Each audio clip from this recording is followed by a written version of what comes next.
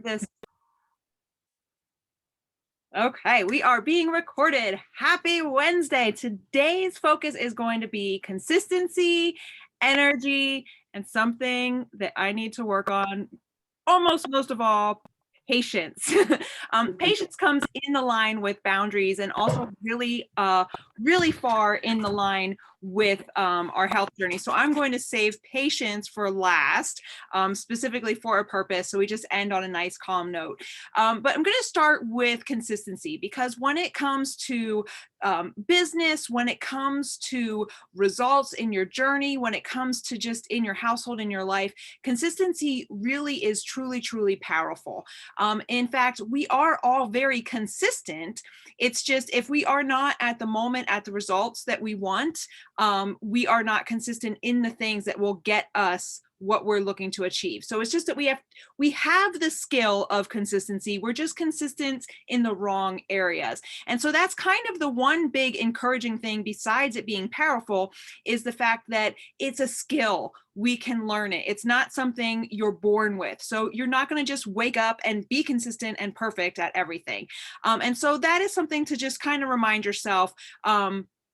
But this is something where if you find yourself trying to tackle something new, you get really motivated and excited for, say, 2 or 3 days, maybe even 2 weeks. And then you end up either getting what you would call burned out, or you miss one day. And then all of a sudden you fall completely off and you think you have to start over. So if that is where you find yourself in your journey, whether it's with business or work or family or your fitness or your nutrition, I'm going to give you 5 tips that are going to help you. So the first tip, and it's honestly the most important tip in my opinion, and that is really keeping your eye on the why. And I know sometimes we can get in some moments where we may roll our eyes like, oh, it's about the why again. It's about the why. And say, here's the thing. The why really does matter. What is the point of doing what you want to do? Because you are going to be hearing and having to work through some negative voices in your head, some things you can't control coming at you from external forces. Myself, just this past weekend, we had a lot of external things happen where we now have to change what we're doing in our household. And we didn't plan it. Nobody plans to fall off a bicycle and get injured, right? It happened. And now we need to pivot and redirect and add in going to the orthopedic and add in, splitting household duties and promoting Joseph to master chef. So, there's things that we have to do because of that coming up. And that's what keeping your mind on what you're working towards. So I'm going to talk about money to kind of help explain, because I think this is something that may be easier to look at because it's not necessarily attached to emotion in some ways. But let's think about if we're saving money. Say I want to save $2,000. I want to save $2,000 and I see an advertisement for some great new leggings, and my goal to save $2,000 was to save $200 a month.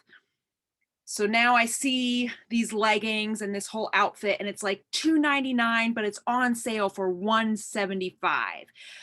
What is going to stop me from buying those leggings if my goal is just to save $2,000? We could easily justify it and put it off. I'll just save that $200 next month, right? There's not really anything special attached to that $2,000. Now, what if we put something on that $2,000? I'm saving $2,000 to buy a house that I'm under contract with next month. Now, all of a sudden, choosing between saving the $2,000 and buying that great deal on leggings and clothing becomes an easier choice because my eye is on the why. I know I need that $2,000 next month to buy a house. I would rather have that house than these leggings. I'm going to wait and buy those leggings later. Or maybe I'll put them on my birthday list or Christmas list or Hanukkah, like whatever. I'll put it later, right? And so when we look at having a why, it really is just giving us power to that delayed gratification. And so that's where having the why truly does matter. So when we're talking about having the why, when it comes to our health and our fitness journeys. Why do we want to choose the harder choice?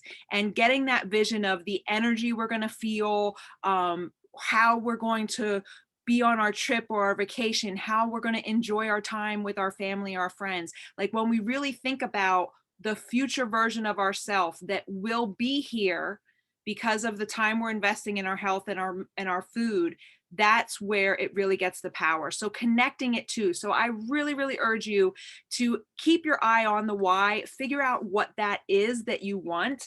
I actually have I have it. So this is my closet actually behind me. Those curtains is my clothing. So there's like my dresser and mirror for the morning. So this is like my office and my clothes. And I share that with you because sitting right here, I don't know if you can see, like it looks like there's a bunch of hanging clothing right on that corner. Those are shorts that don't fit or they're too tight.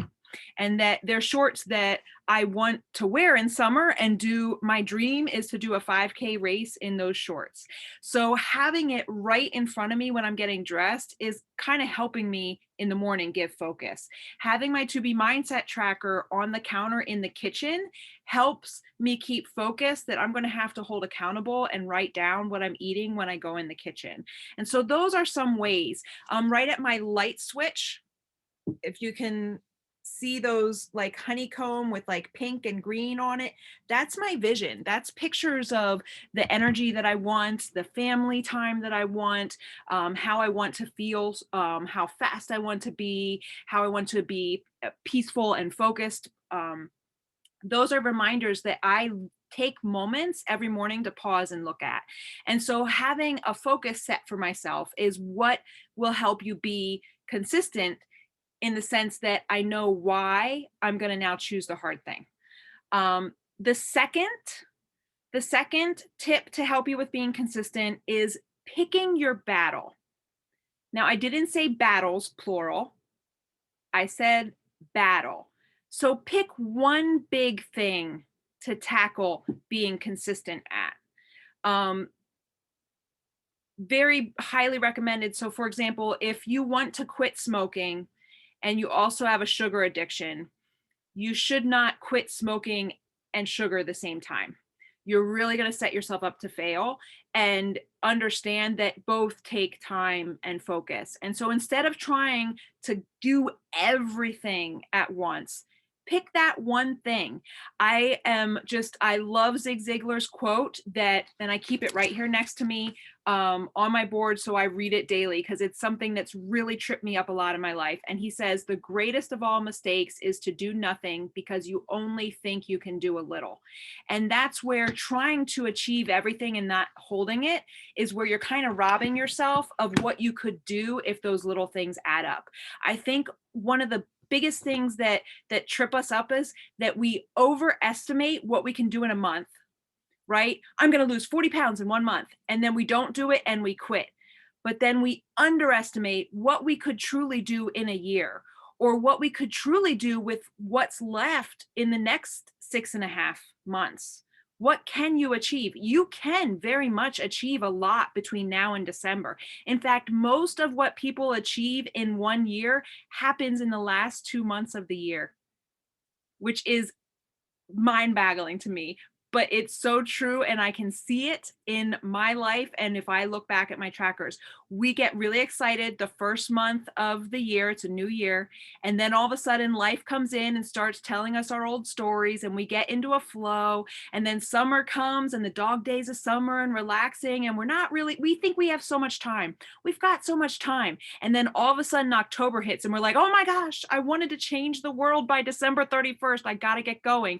And we hustle our booties because we have our mind on what's going to happen by December 31st. And we make most of it happen in that last 2 months. So please, please, please, the greatest of all mistakes is to do nothing because you only think you can do a little.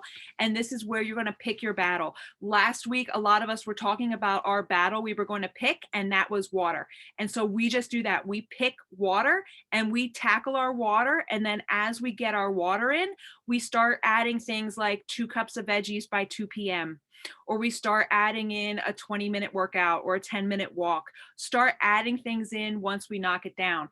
You start working on water and then your shakes arrive. So make having your shake every day your next step. And once you get all your water in and your shake every day, then you start adding in more veggies and following the meal plan. So pick one battle at a time.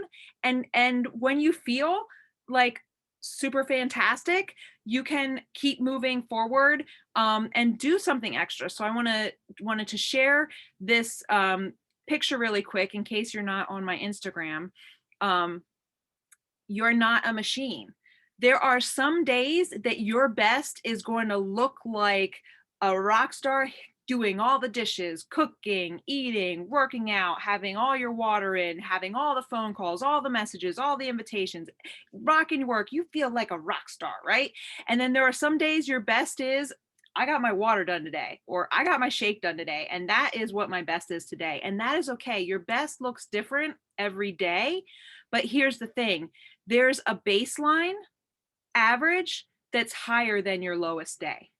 And that's where doing something instead of nothing is so important, even if you think it's so small. Okay, the third tip to help you be consistent is whatever that one thing you're tackling is, set an alarm for it or schedule it. Schedule it on your calendar and then fill your life around it instead of trying to schedule what you want around your life. And so in this way, I guess really the thing I want to really hit home is, if it's a priority to you, if it's something that's a pain point that you really need to and or want to change, it needs to be a priority. And if something is a priority, it takes priority. And then you schedule things out. I think like looking at times in our life when we've raised children, when we've had, I think we're all moms here, when we've had babies, when, maybe if you've had a dog and you've gotten a puppy, or you're fostering, or you're taking care of a sick loved one, there are times that becomes a priority, and you make it a priority and find a way to fit life around it. And all of a sudden, you can do so much more than you thought you could, because there's no doubt about it. This baby's coming. I must do this stuff and make it happen. And so that's where finding a way to make that thing that you want to be consistent on a priority. If it's working out, you schedule that, and it doesn't matter what's happening around you. You get that workout done, and then you go to the other pieces. You put your life around it. Okay. And that's like meal prepping. An hour and 40 minutes to meal prep on Sunday. That's how long it took me. I can give you the plan and the shopping list. We get plans every Friday. I mean, maybe if you're just getting started and I want to like be graceful with you, like it's prepping veggie snacks, and start with that. Take 15 minutes to prep veggies to snack on throughout the week and just get that relief first. Or take the hour and 40 minutes, 2 hours when you first start, maybe 3 at the most, and say, I'm going to make this a priority because I know the week's going to be insane. And that 3 hours on Sunday is going to save you the stress and the frustration and the guilt over what you might order out or order in or pick up or not eat during the week, and just making it a priority and then making it happen. I know one thing, I didn't think I had time. And in reality, I was just trying to numb myself, that I spent so much time watching Netflix when I got home from work. I didn't realize how many hours I was spending on something that wasn't helping me. And all of a sudden, taking care of my health first and being willing to trade a couple episodes of Doctor Who for the kitchen, I started getting more energy, and all of a sudden I started doing more. So schedule it, set an alarm, put it in your schedule, and build life around it. Number 4, this is going to be a hard one. So this is what's going to help you with being consistent. And it's the hardest one, and it is ignoring your feelings. When you're trying to change what you're doing, you are absolutely going to not want to do it. I don't feel like it. You are going to hear that voice in your head. So, oh, but I don't feel like getting out of bed. It's so comfortable. Oh, but I don't feel like eating a salad or eating veggies. It's, I just want to eat the fries. Well, I don't feel like giving up Netflix. I just want to watch this show. If I finish this show, I'll meal prep next week. Well, I don't feel like looking at a meal plan or watching or learning anything. Like, you are going to get that I don't want to feel feeling, and you got to ignore it. It's the only time you're going to hear me say ignore your feelings, because feelings are valid and helpful. But in this case, they are not. They are trying to take you out. And all they are is they're trying to keep you where you are. And where you are and what you've done got you here, which is what you want to change. So in this case, we have to ignore our feelings and focus on, what did I make a priority? What did I schedule for myself? And get it done. The more time we spend fussing through the feelings, we're losing time we could have spent and it could be done already. I have this conversation with my son all the time. He's like hemming and hawing about doing his work, and it will take him 3 hours to do what takes 15 minutes if I stand over him, because he spends 3 hours trying to avoid it. And we're just like, you know what? Instead of fussing about it that you don't want to do it, just do it. It's done. Then you can play your video game, right? So we kind of got to do the same thing with ourselves and ignore our feelings. Now, the very last tip for staying consistent is to catch the wagon. Now, I love my To Be Mindset videos. I'm on this journey 4.5 years. I can't tell you how many times I've watched the To Be Mindset videos. I love that Alana says, this is the 20s, the 20,000s, or whatever, however you call this time period. She's like, there's no wagon. This is life. There's no wagon to catch. And that is so true, except for things are moving forward, and a wagon is the easiest way to explain it. So again, kind of similar to the ignoring your feelings, if you're spending time beating yourself up for gaining 1, 2, 10, 12, 15 pounds, and you're spending time beating yourself up for not doing your workout, for not meal prepping, for not getting started, for whatever you did, that's time you're losing on getting started or restarted, right? So we got to catch the wagon, release the all or nothing idea, and kind of just remind ourselves that our best looks different every day. We are pushing through, we're pushing through a squiggle. And I'm kind of going to bring us back to this graphic. The success squiggles. This is one of my favorite ones. It's in my favorites on my phone. And we think it's a perfect journey up. When I lost my 100 pounds, it took 16 months to lose 100 pounds. And the scale looked like this for 16 months. Well, the other way, it went down. But you think success is going to go up. My squiggle scale of weight loss squiggles all the way down. But the important thing is, action plus time will equal your results always. And so instead of thinking, this is too much, I'm so behind, I messed up, I can't do this, it's not working, change that to, okay, what one thing can I do? Is it really not working, or am I just listening to my feelings? Am I stuck in my head? What can I celebrate? I mean, some people never even start, and here I am, quote, behind on a workout program. Like, release that behind, what's something that I can do to get moving forward and call it a win? And that's where we keep trying to celebrate. And so the last two things that we have, the last 10 minutes, I just want to cover is energy and patience, because those are so, so, so important.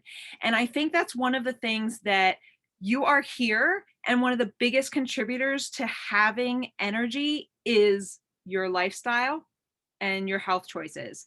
How are you sleeping? How are you eating? How are you moving? And so there really is no big secret on having energy other than being real with your tracker and being real with where you are. And that's something I just wanted to take a moment to give yourself that opportunity to just kind of really check in with yourself. Where are you? Are you sleeping?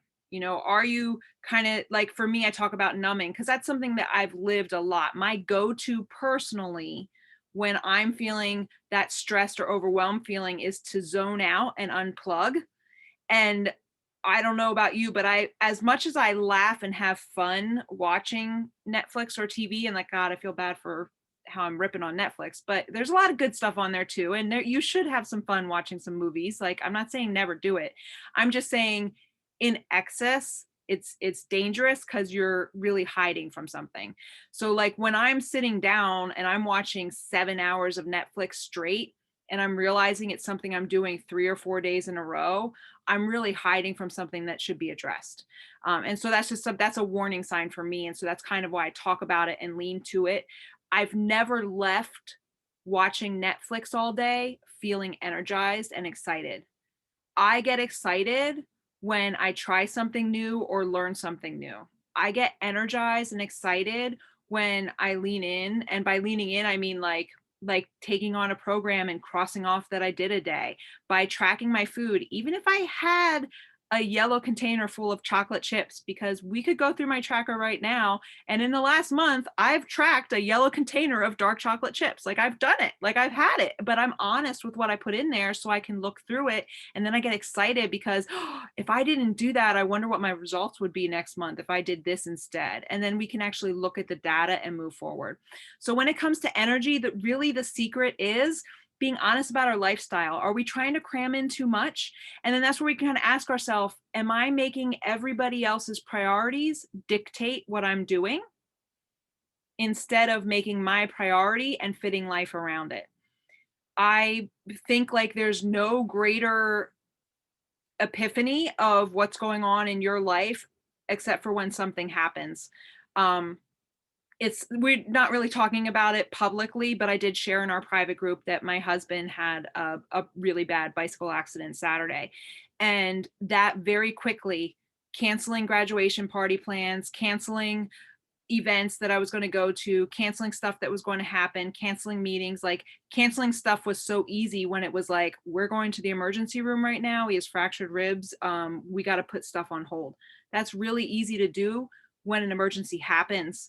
What's happening if that's the only time you slow down and say no and stop?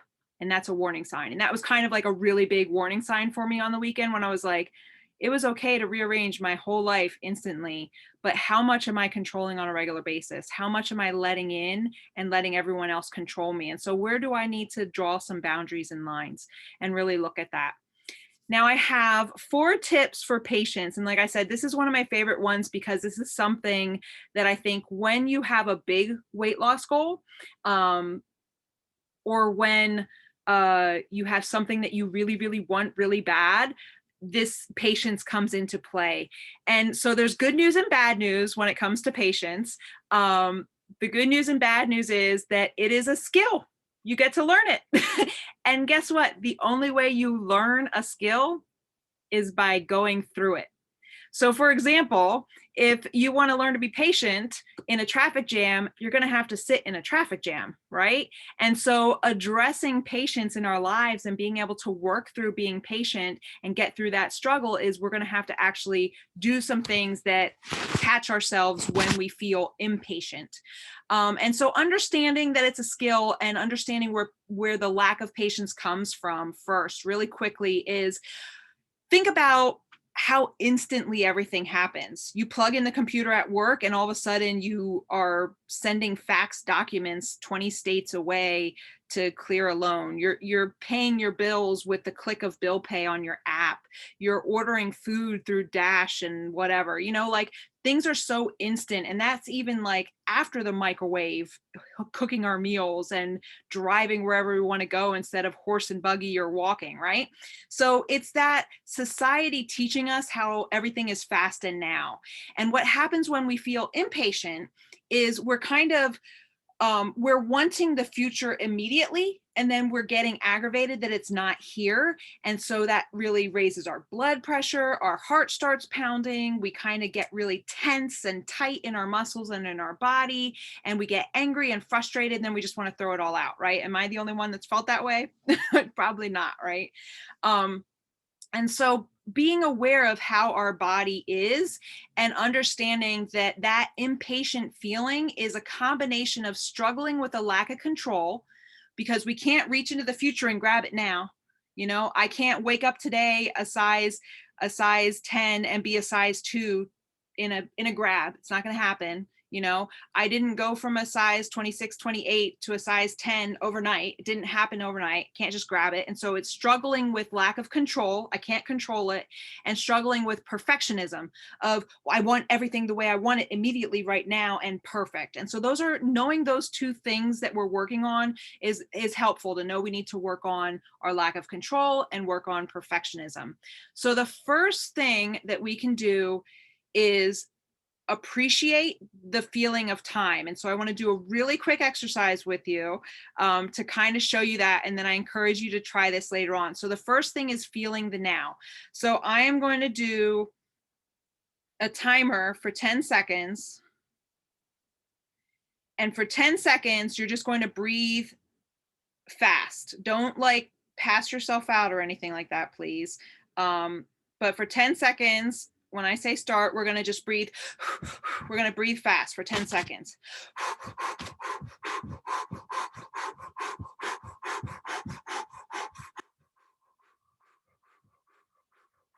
Okay. We're tense. We're a little lightheaded, maybe. We're frustrated, right? Now, we're going to do that again, but this time, instead of breathing fast, just breathe in through your nose, really, really, really slow until your belly fills up, that you're like pushing out your pants with all the air you're breathing in, and then release it right away really slowly. And we're just going to see, just try to do one breath. We're just going to take 10 seconds. So starting now, breathing in.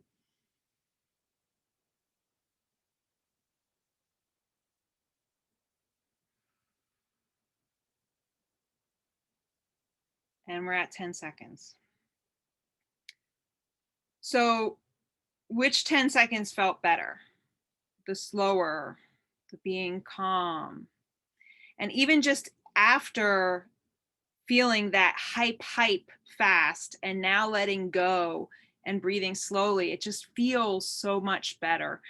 So the first tip with being patient is to catch that feeling and appreciate the now. When we're in those moments, something that can help us is called a relaxation scan, an RS relaxation scan. And so this is tip 2. This is just where you're actually taking the time to go from head to toe and relax. So you don't need a script to do this. You just need to honestly know what your body looks like and start with the top of your head, and you just relax. So just check in with your head. Check in with your head. Let your face muscles, your cheeks relax and kind of melt and float away. Let your jaw untense. And then we go to our shoulders and we go to our collarbone and just imagine it relaxing. And then we just go down our left arm and just relax. And then our right arm and relax. And our fingers and let them float.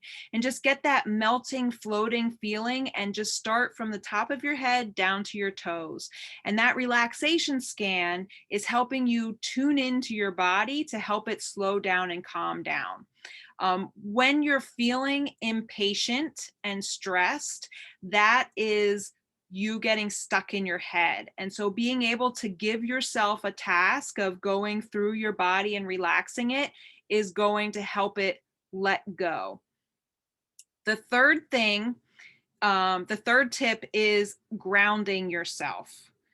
This is, again, just a reminder, the impatience is wanting the future to be now and getting out of our head. So we're not in that wanting, tense, stressed way. We have to get out of our head sometimes. So if going through your body and breathing slower with intent didn't help, the next thing is to enlist the other senses. So name something you see. I see the wall. Name something you smell.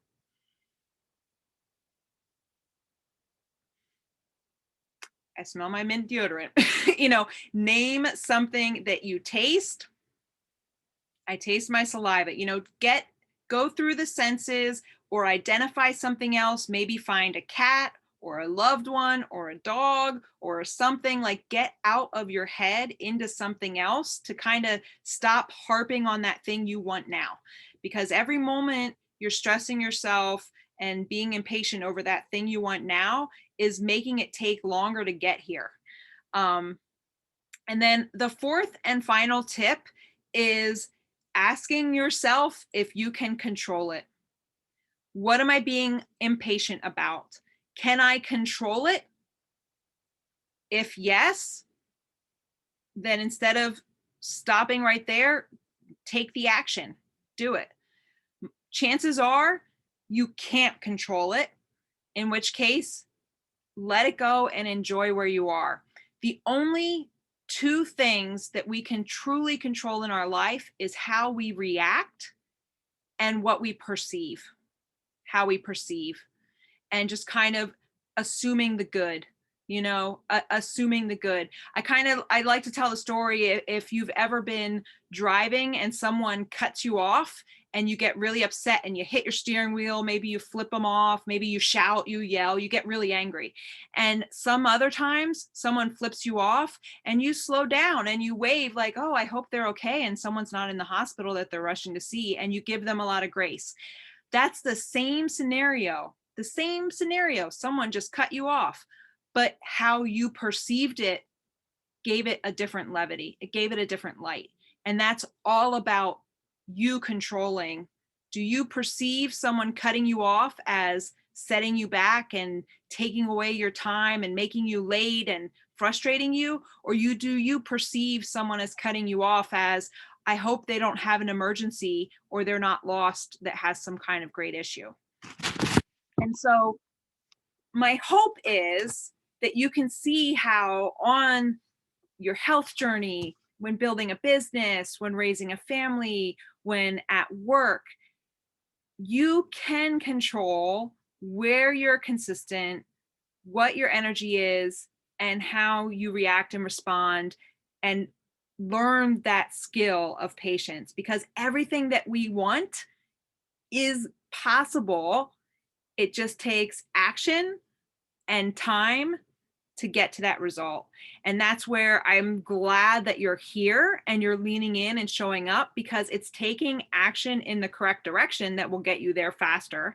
And that's where having our nutrition courses and having our fitness programs that personal trainers print out, you can print out that guide to follow, is going to help you get to that result faster. And that's why I feel good about offering our programs to others, and why I feel good about how it's helped me, because it's exactly a map to get us where we want to go and help us stay on course.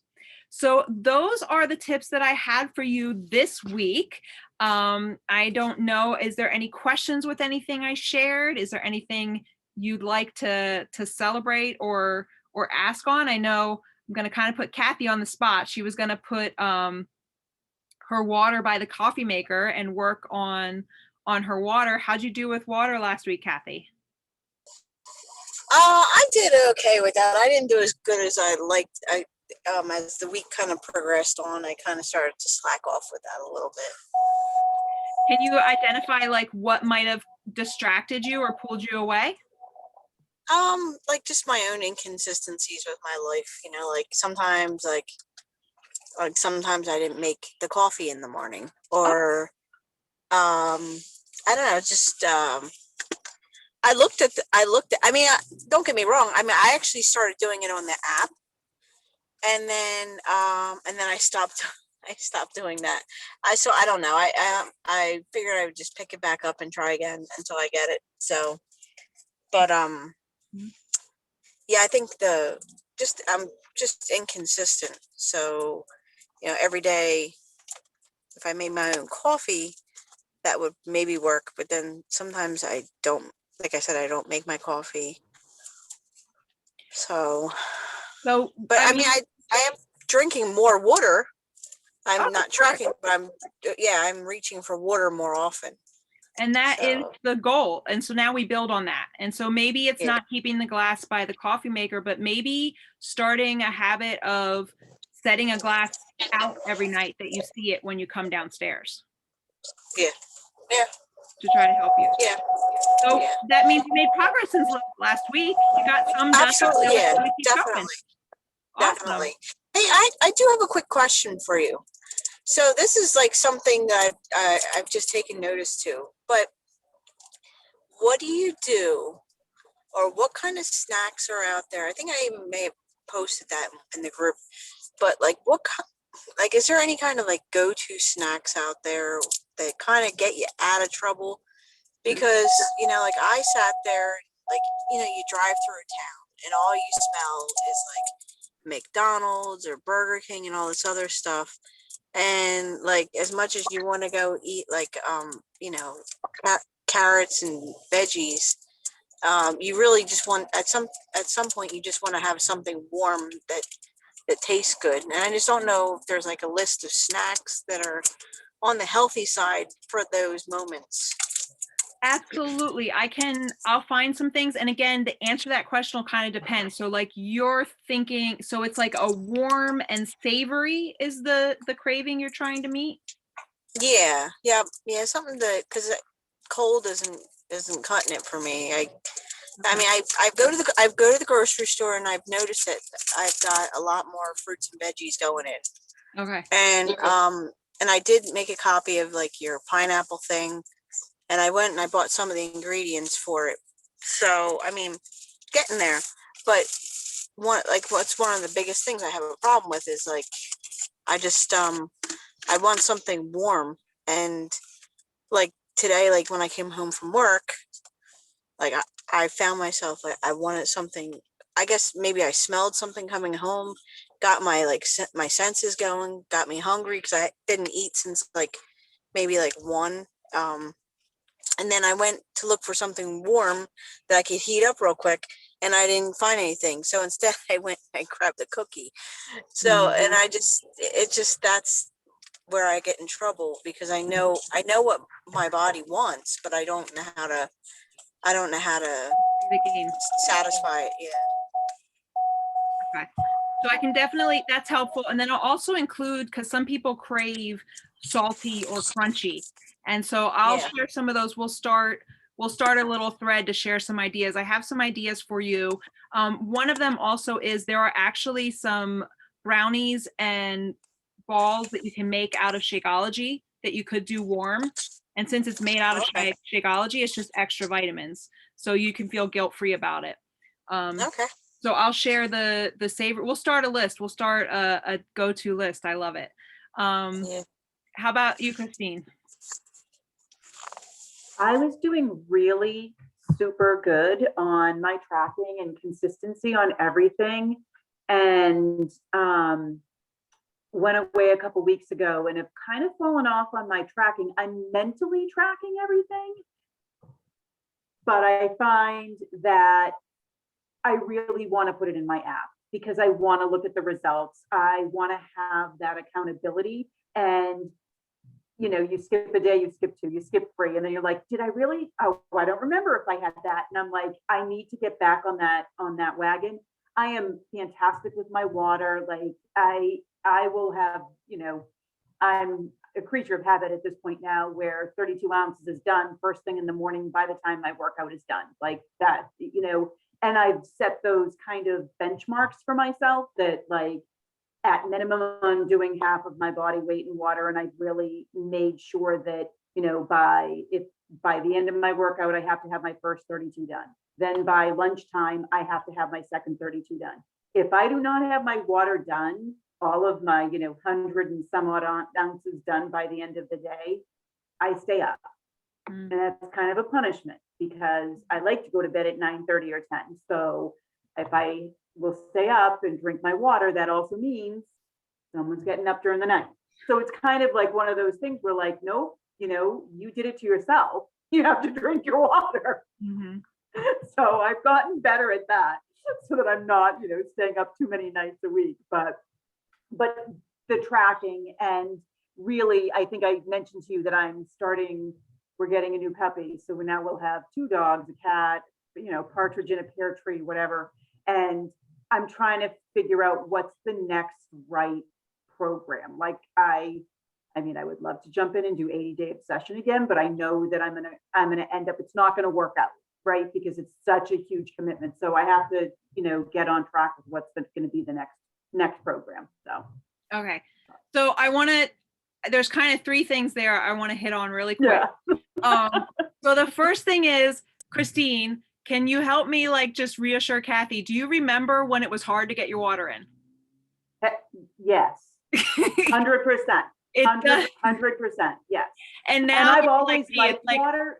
Right. I've always liked water, but it was hard. And I've come up with tricks now. So in the winter, I drink huge 32 ounces of hot tea, you know, so like I can get it down quicker, but you will get there. I promise you.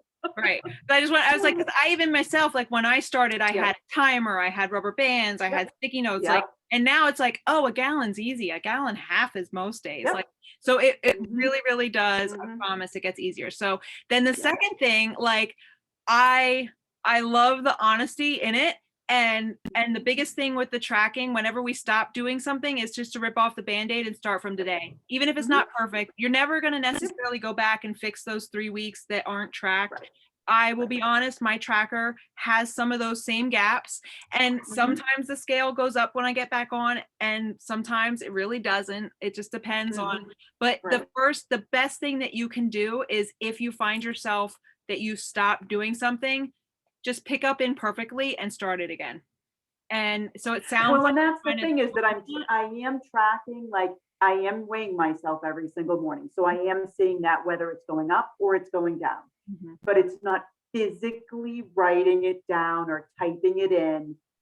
And I was really getting very good at that. And that, PS, by the way, never did that before the prior 6 months. Like it was very inconsistent. I did my containers, but then I flipped to 2B mindset and I was like, now I'm going to do it. So that's only been really the last 8 months or so. So to fall off of that, I'm like, I just need to jump back in. Just because I've skipped a couple weeks doesn't mean, you know, I can't jump back in and do it. So yeah. Exactly. And I think if you can be honest and like look at how helpful the actual tracking was. And Alana does talk about, like, she says it is okay when you're in maintenance mode, you just jump on the scale every week or two to kind of touch base. You don't need the data if you're not trying to lose weight or get to a goal. If you are trying to lose weight or get to a goal still, you know, if you compare the 8 months of tracking to a year of not tracking, you made more progress in 8 months than a year because you had the power of the data.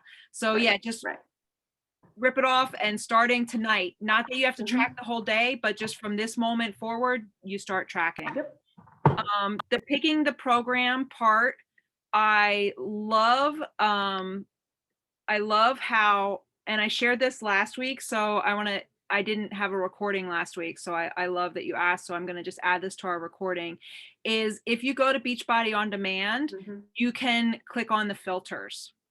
And the filters lets us go by type, we can go by trainer, and we can also go by duration, and then it even gets smaller into how fast. So let's think about, how do you want to feel? You've made a lot of progress. You've got a lot stronger. Are you looking for any certain muscle or body part to get stronger? Or is there a trainer that you really want to? Well, my girlfriend is Autumn Calabrese, so.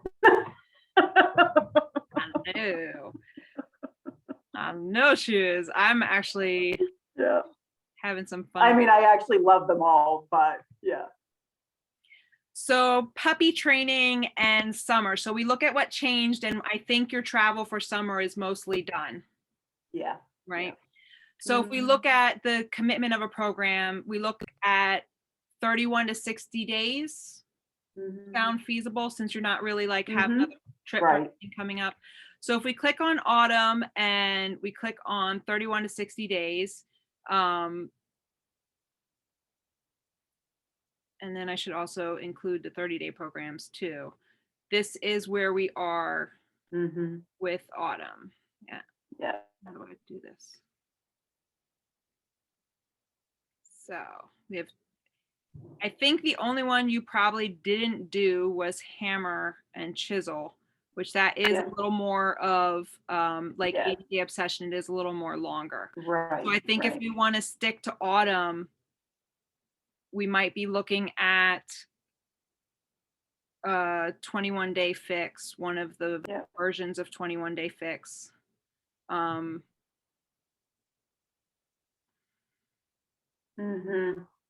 there.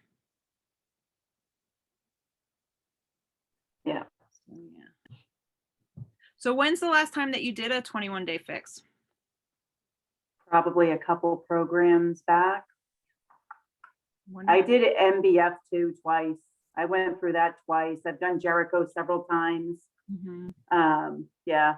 I mean, I have my favorites. I haven't done any of Joel's programs, which is So, funny. Joel But I think his are longer, aren't they? They're like 45 minutes. so if you're going to still like have a puppy, I'm thinking you're going to be walking more and getting outside more. Mm-hmm. I would love for your homework to be if you could watch the trailer for Lift 4. Mm-hmm. It's a 4-day-a-week workout. Okay. And the workouts are 30 to 40 minutes at the longest. So Okay. 36, 38 minutes are the longest. You do have some days, but it's only 4 days a week. Mm-hmm.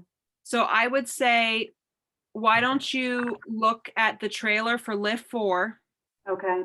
and then look at the 21-day fix? There's 4 different versions of it. Yeah. And kind of feel like, are you up for 3 weeks, 30 minutes a day?